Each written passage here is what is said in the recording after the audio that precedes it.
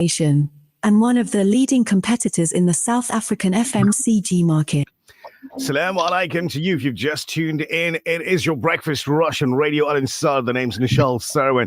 Videos live on Facebook and on YouTube as well. If it looks like I'm wearing my Gudri blanket, yes, I am. All right. Message coming in right now. Extreme downpour in the Chatsworth area. Please travel with caution. So wherever. If you're driving right now and there's a bit of rain coming through, I know we haven't experienced rain in the Durban area for quite a while. And to some of you, it might be like brand new, fresh. Oh, look at that. I've got windscreen wipers. Take it easy, right? Drive to arrive alive. Today, we dive deep into the pressing issues shaping South Africa's energy landscape. Today, we're joined by a seasoned expert in the energy sector. In his recent opinion piece called "The Grid's a Diamond," stupid, he emphasized the untapped potential of our grid system and the critical importance of transforming it into a high-value smart grid. No stranger to the show.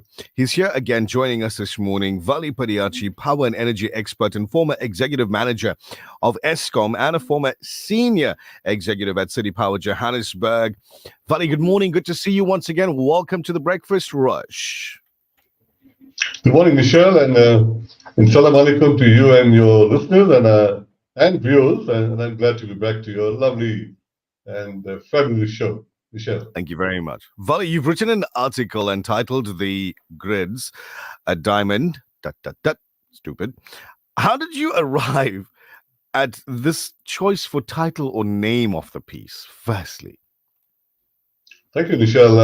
It's taken me a couple of years, actually more than a couple of years, to get to the title. And of course, I've been in this sector for over 40 years.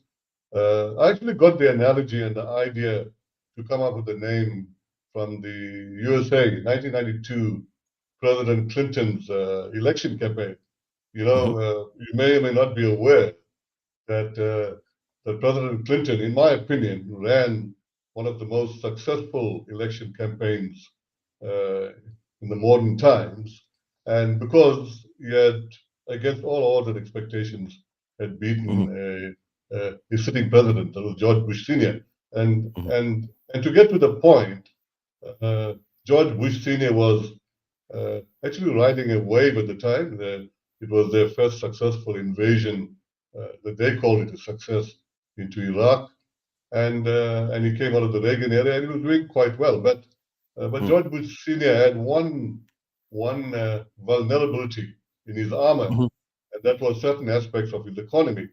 So the Clinton campaign very innovatively latched into that and came up with a very catchy slogan called "It's the economy, stupid." And by using that very innovative phrase or slogan, they were able to galvanize the majority of the voters, young and old, into a central theme, the economy. And they came up with key messages that where the voters could latch onto. Now, I've emulated that modus operandi and came up with the diamond. And the diamond, as we know, is an affinity that both young, old, black, green, blue, all can align to it.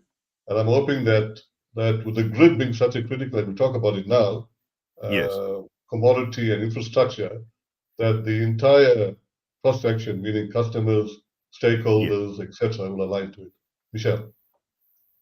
Now, what is the role of a diamond electricity grid in the rollout of renewable energy as we progress towards a just energy transition economy? That's an excellent question, ma'am, because just to preface my comments, the energy sector, which is common knowledge in any country,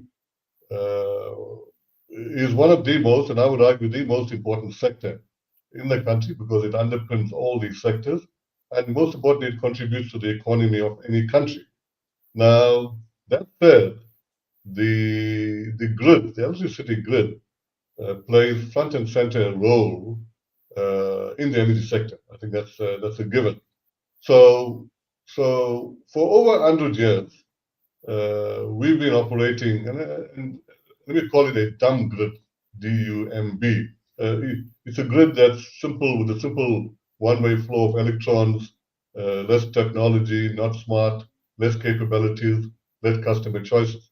Now, with the advances of technology and engineering, that grid is rapidly evolving into a smart grid, which I call, it's a modern grid, deconstipated, self-healing, adaptable, reliable, digitized.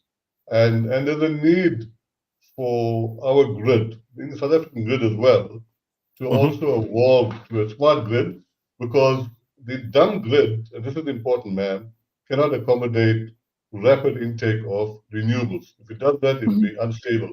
So it needs the smart grid for the rapid intake of renewables and to keep the grid stable.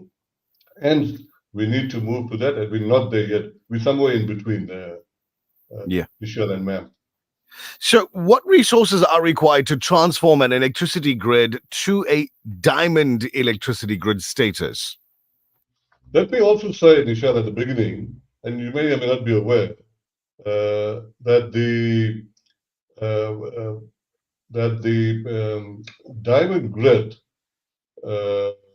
is a very complex, sophisticated, engineered machinery in any country. In fact, it's the largest machinery in both countries. And in the US, the USA grid, electricity grid, is the largest, complex, sophisticated, engineered grid in the US and in the world. So with that as a backdrop, in my mind, there are two key attributes or resources that's required for a diamond grid, Michelle. And that's obviously sophisticated engineering input, and the grid is also capital intensive and asset intensive. So it requires sophisticated engineering input and lots of money, Michelle. Final question from Nazmira. So, besides coining the term a diamond grid, you've also coined the term a constipated grid with reference to the South African electricity grid. What do you mean by this description or statement? Yeah, in fact, that's another Vally Padayachee connotation terminology, and it's for good reason. For the last 2 or 3 years, albeit the last 120 days, we don't have load shedding, we've had significant load shedding. So given that, we had the National Electricity Crisis Committee, deregulation of the market, etc. So we had a rapid intake and a rapid interest in renewables onto the grid. In fact, I think we can only accommodate 10% of what's been the interest expressed. So the grid is fairly capable of supplying the current demand, but not the rapid intake that we're looking at. So with that in mind, the current grid, and we have, of course, we dropped the ball a bit. We didn't invest in the grid the last few years significantly. So the current grid is congested, constrained, etc., to the level where I draw the analogy with it being constipated, and therefore it needs urgent deconstipation to take on the extra electrons that we need beyond 2030. Up to 2030, we've got sufficient capacity, but beyond 2030, to take on the rapid intake of renewables in satisfaction on compliance or in support of the just energy transition and the net zero, we need to deconstipate the grid. Michelle. Absolutely. Vally Padayachee, thank you for your time. As always, we do appreciate you making time for us and also agreeing to do it on video and radio as well. We do appreciate your knowledge that you're bringing to our listeners as well. Have a wonderful day going forward. My pleasure, and same to your listeners as well. So there you go. That was Vally Padayachee, power and energy expert, former Eskom, former executive manager of Eskom, and former senior executive of City Power Johannesburg, giving us a little bit of insight into this piece that he's written, his thoughts and ideas around it as well. It's coming up for 7:26 this morning.